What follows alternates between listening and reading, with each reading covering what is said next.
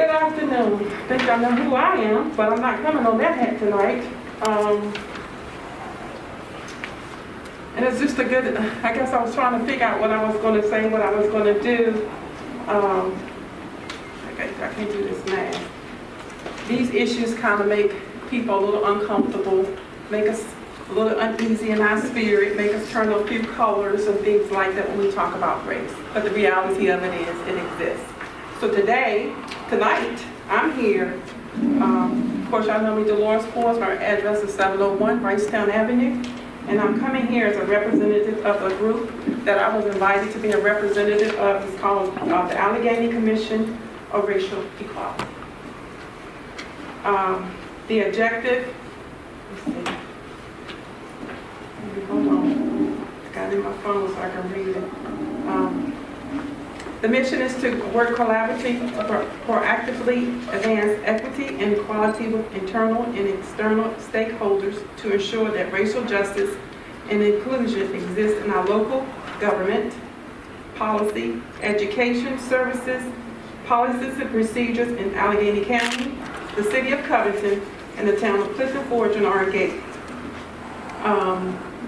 So with that being said, I was invited to come in. This group had started before, and they hit some roadblocks, so they decided to invite some community members, such as myself, to come in and give our voice and our opinion about it.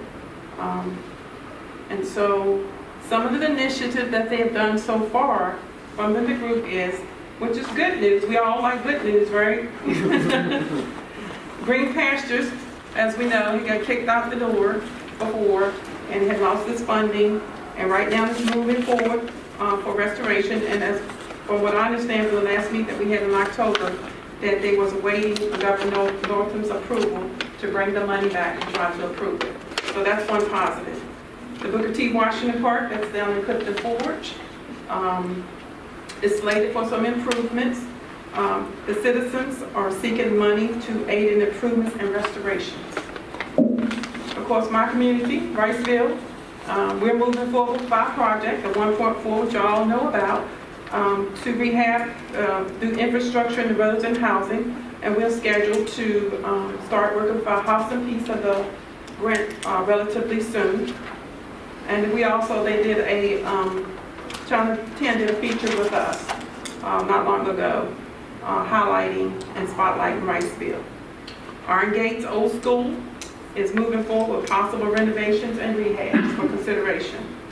The Alleghany County Sheriff's Office has promoted a person of color to sergeant, and his name is George Jefferson. Covington City has banned the box on application, no longer asking for gender, race, or criminal background. And Alleghany County is working, and I think they have added language to its adopted non-discrimination policy that will focus on racial and social equity. And if I'm not mistaken, I think something has been placed on the Alleghany County site, on the site itself. And so Alleghany County, Clifton Forge, and Iron Gate is plans to do the same. We did have some youth at our groups that did come in, which I think is a positive. They came in to, they're going to stand up on social media, and they're going to do some surveys and discuss the citizens' needs and concerns. Also, our very own Kevin Hall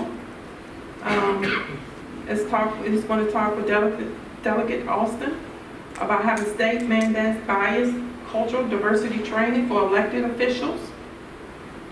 And the Covington Police Department with staff chiefs from all the different areas was at the meeting, and they seem to be on board for action items. Action items are the things that people are talking about that's going to make a difference.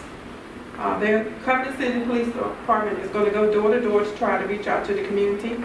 Clifton Forge Police Department is going to, in November, going to meet with the local pastors to reach the community. And we're all challenged to make a difference and try to reach one person. Also, I was reading today, the governor's office was working on it's called ONE, O-N-E. are working on an initiative focusing on recruiting and retaining diverse workforce within Virginia. He appointed Dr. Underwood the Chief of Diversity and Equity and Inclusion. That's her title. And they're working on this initiative, which I just think is very important. But based on my knowledge and my experience, I know it's very uncomfortable and people don't want to talk about it. But we have to get people to be willing to be uncomfortable. It's not what we've done, it's what we're doing now. I don't think ignoring situations, I don't think not answering phone calls, I don't think not answering emails is going to solve any problem with anything or as any problems, especially race. We can't run away from the things that makes us uncomfortable. We have to have those uncomfortable conversations. I used to tell my son that problems are good sometimes. It makes you grow. It makes you grow.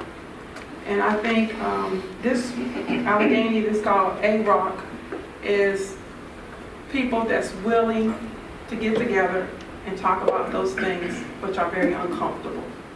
There's people that's getting together to take that time to say, instead of talking about it, I want to be about it. Just make a decision. Just make a decision that we're all different people. We come from different races. We come from different backgrounds. And sometimes we just don't understand people. If you don't grow up around a certain race or a certain culture, you don't know what it is to expect of them. But it's okay. That's what diversity is. And I think we're going to each board, each council, and letting them out the group. And if there's any ideas or thoughts that you may have, that you may share to make things a little better, we welcome it. And at this time, I have you open for any questions that you may have. Board members, any questions? Or comments.